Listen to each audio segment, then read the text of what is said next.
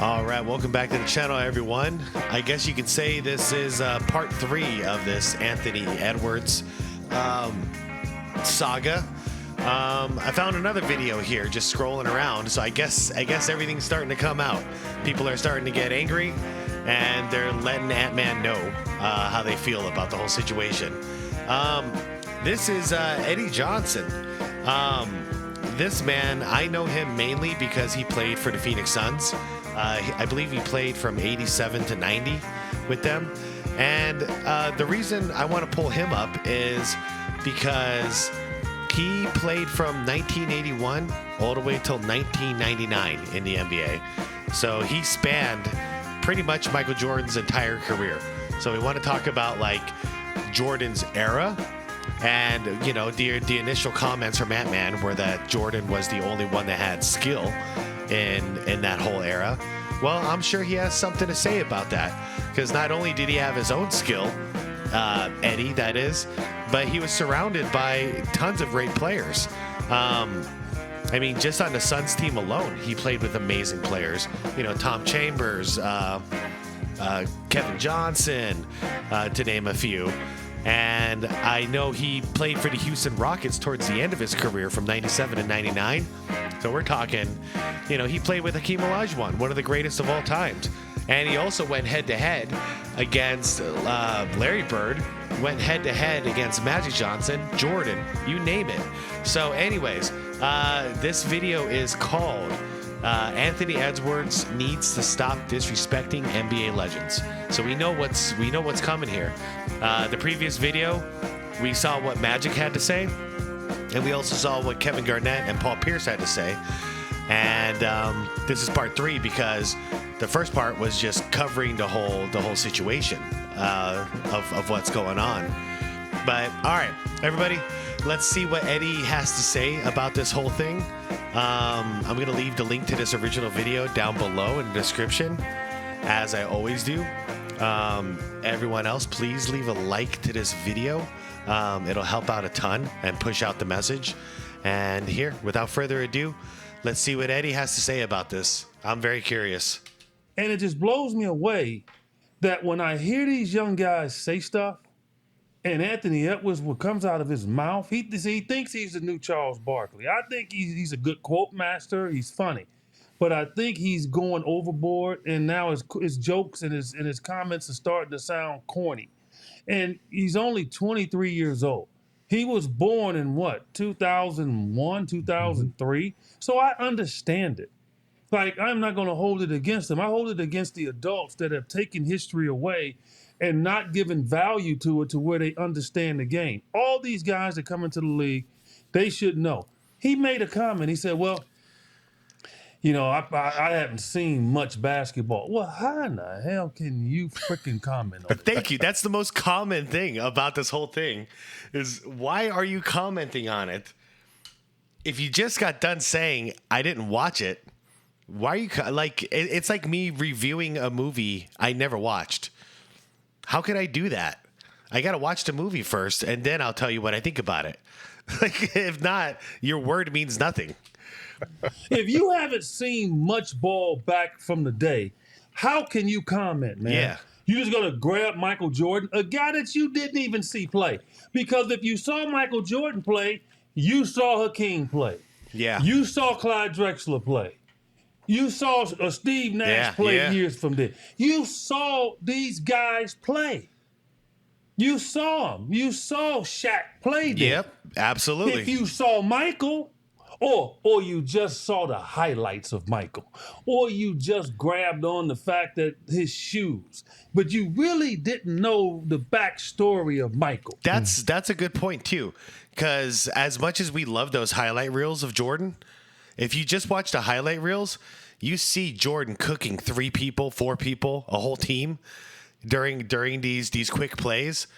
That's not because the teams were terrible, and it's not because the players were terrible. That's just how good Jordan was.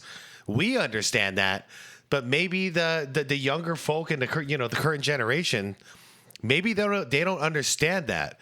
That's why Jordan was so amazing, because these were amazing defenders, and he was cooking 3 to 4 of them at once. Like, just complete annihilation. We've never seen anything like that. But that's not common. No, that's not a common thing to be able to do. And if that's all you've seen is the highlights, then you didn't get to see how amazing all these other players were. I would tend to believe that Anthony Edwards doesn't even know the backstory of Michael Jordan. I bet he doesn't. That's sad. It is sad. And I continually say that, and these young guys come out with these asinine comments.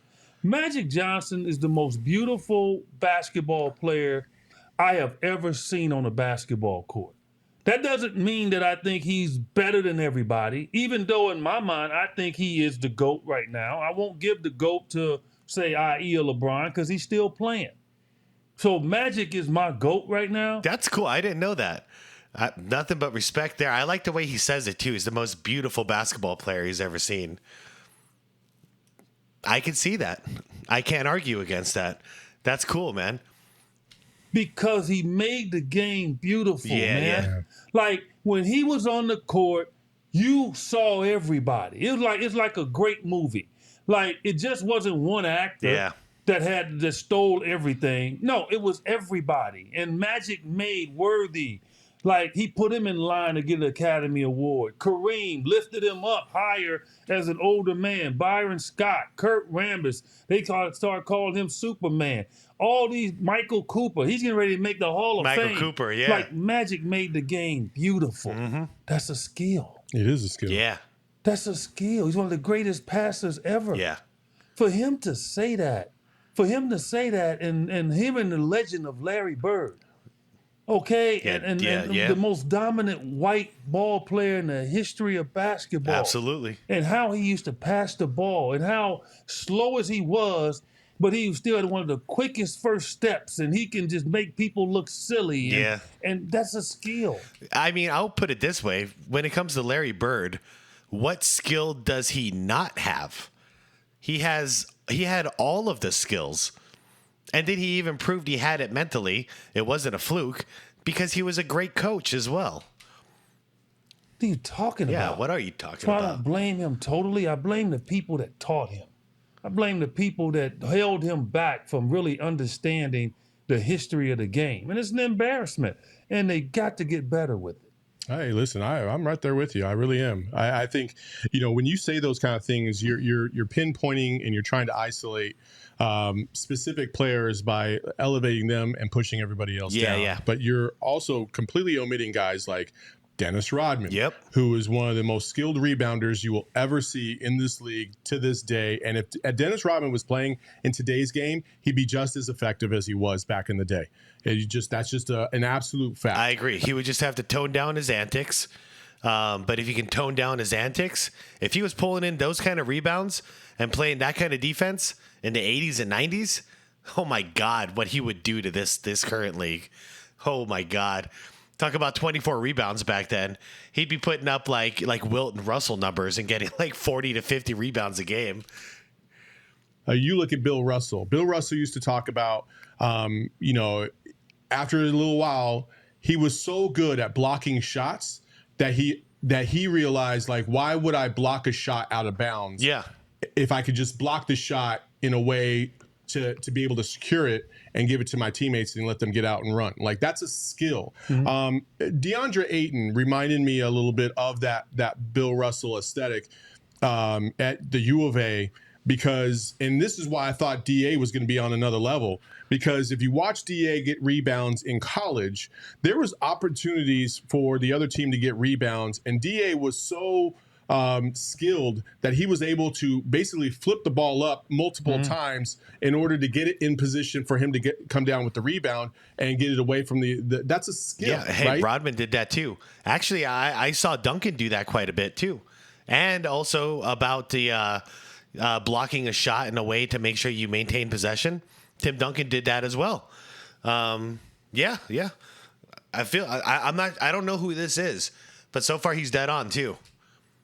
right? And that's a skill that is derived from the greats of the past, like a Dennis Rodman, like Bill Russell. And so I just don't understand why we're just going to completely omit the OGs of the past in order to elevate the game today. I think that there's a lot of tremendous players in today's game. I think that that's undisputed, right? And there's a lot of guys that have a lot of talent in the league, for sure. But there are also a lot of players in the league that are there because their athleticism has dictated that they got to be in the NBA. But their skill level isn't to the degree it should be to be a good or great player. And I think that inherently is also a skill. Your work ethic is also a skill. It's something that you have to completely work on day in, day out. And a lot of the players back in the day, that's all they did. They didn't have the fancy training that today's athletes have. So when you're talking skill, I would say that there's more of a natural skill because it was kind of either self-taught or basically drill-oriented back in the day than it was, athletically enhanced performance to try and get to those skill marks. And so that's where Ant kind of loses me. And as we know now, before Michael Jordan hired Tim Grover, there was no real such thing in basketball as far as having individual trainers.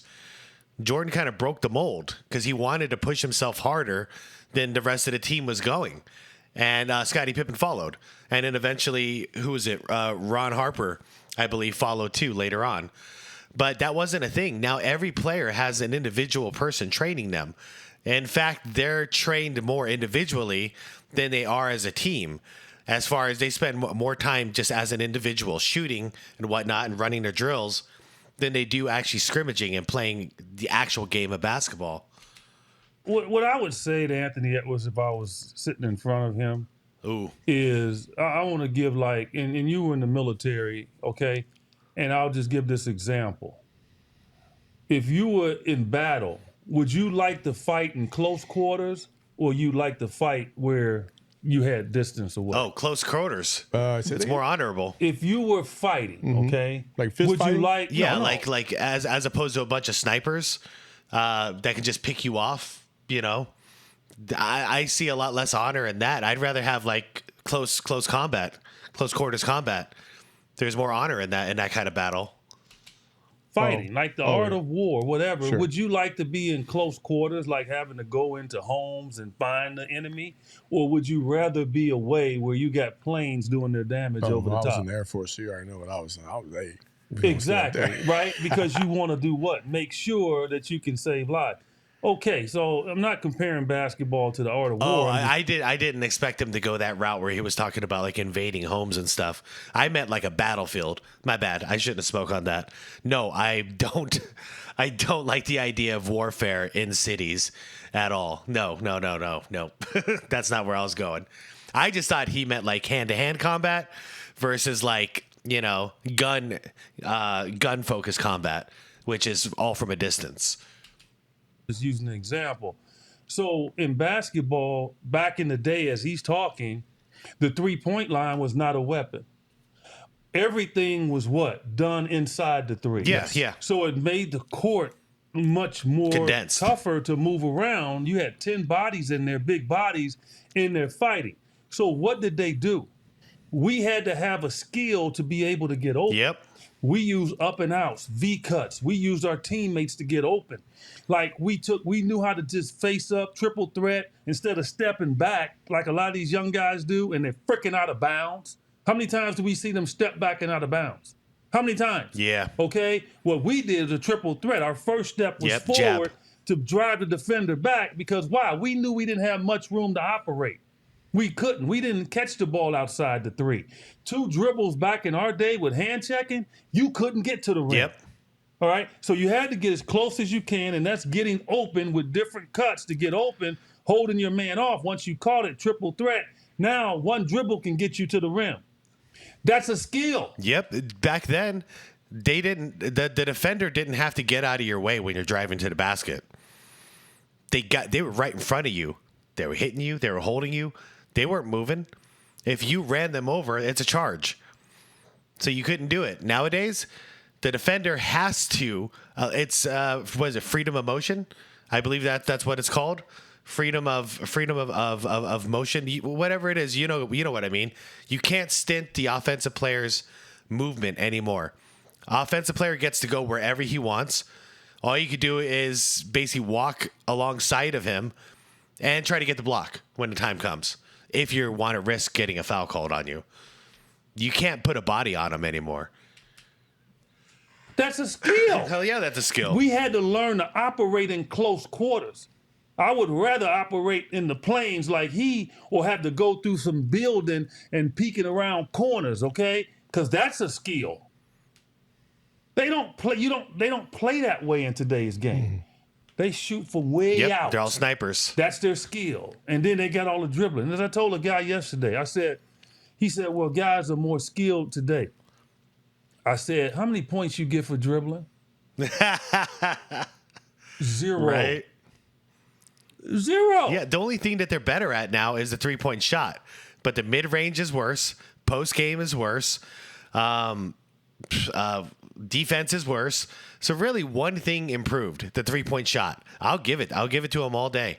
3-point shot is better now. That's because they practice it to all hell. This is all they really practice now. Outside of that, every other fundamental skill in basketball has gone down this generation. That's why it's scary. It's a scary time in basketball because we sacrifice so much just for one move and one move alone, and that's a 3-point shot. How many points you get for jumping? 0. I couldn't jump over a nickel, but I scored a total of over 20,000 points in my career, sir. regular season and playoffs. I couldn't jump. I had about 15 dunks in my career. Yeah, he couldn't jump. It's a skill. And he was a hustler. What do you mean? Our skill back in the day is better than today. IQ is better because we had to use our head. We had to navigate. You cut through the lane back in our game, you got knocked on your butt. Yep. They got rules now. You can't touch a guy cutting through the lane. So our ability to navigate the physicality, Michael Jordan, remember they called it Jordan rules. Detroit was kicking his butt. Yeah. Michael got smarter. Michael said, you know what? I can't keep jumping over people. So you know what? I'm going to improve my game. And that was everybody. Yeah. It just wasn't Michael. And lastly, I'll tell Anthony Edwards this. And I'd tell him to his face, oh, trust me, I would, because he's a young dude. I think he's going to be a tremendous basketball player. So don't get me wrong. I think he can be special. But he ain't special right now compared to Clyde Drexler. Nope. Clyde Drexler eat your lunch. George Gervin will have you babbling to yourself. Yeah, Dr. J will school you too. Okay? That's how good they were. Mm-hmm. Dominique. Dwayne Wade wear you out. Oh, yeah. Right now. Oh, yeah. Based on where you are now, and Dwayne Wade would wear you out. Those are skill positions that you played. Stop. Also, man. you guys notice that none of these stars can deal with a double team anymore? I've got 2 on our team on the Suns. Devin Booker can't handle a double team, and Kevin Durant can't handle a double team. They turn the ball over almost every single time. I didn't understand until I started really thinking about it. Because like these ex-pros are saying, they're not really scrimmaging anymore. So they're not actually practicing what to do on these double teams. They're just practicing shooting. Shooting and the basics. So double team comes, they panic, and they don't know what the hell to do. And that's where 90% of our turnovers came last year as a team. Like, guy won a gold medal. He goes a little deep in the playoffs. He didn't even start. All of a sudden, he's getting the attention, and all of a sudden he feels he's there. You're not there at 23, man. Nope. He's just not. And I'd tell him that right to his face. I would tell him right to his face. I like that. Eddie Johnson, you are a real one. We always love you in the Suns community. I'm really glad he's still part of the Suns community here. Because he says it straight. And I really appreciate it because he's not worried about like losing his job or anything. He speaks his mind. He's a good dude. But yeah, I don't know. Going back to like the whole double team thing, like you remember Jordan and Kobe, how they would deal with a double team? Like they were so used to it. It was just, it didn't even break their rhythm whatsoever. They were expecting it. They knew how to do it. Like Kobe said, you just gonna double team me? Better send a third motherfucker my way, Like 2's not enough. I'm trained for this. Give me a challenge. Get me a third one over here. But yeah, I don't know. Really cool to hear what Eddie had to say. EJ is a real one, and I appreciate that he's standing up not only for himself, but for all the great legendary players that he played alongside with and against. So more people need to come out. I'm hoping more people do. This has just been a crazy thing, because still Ant-Man has not apologized or taken his words back. Like, I wonder, does he have a daddy? Does he have a father? Because I'm sure his father's not happy with that comment. You know, I'd be calling up my son and being like, boy, you might want to consider apologizing here, because you were way out of line. Let me tell you some stories about these players you just disrespected, you know? And maybe you'll have a change of mind. Hopefully you do, because this is just way out of line, you know? Anyways, everybody, let me know what you thought about Eddie here. I agree with everything he said. And really cool to hear that Magic Johnson is his GOAT. Nothing but respect for that choice. He's right there. When I hear Jordan, Kobe, hell, there's a lot of them. If I hear Jordan, Kobe, Magic, Bird, even if you say Wilt, or you say like Kareem or Bill Russell, even if you say Tim Duncan, or Akeem Olajuwon, like if you say that's your GOAT, man, I got nothing but respect for that. These are some phenomenal basketball players. Anyways, I'm out of here for this one. Let's see what happens next. Comment down below. Let me know what your guys' opinions are. And like the video if you enjoyed it. Push it out to get this message out.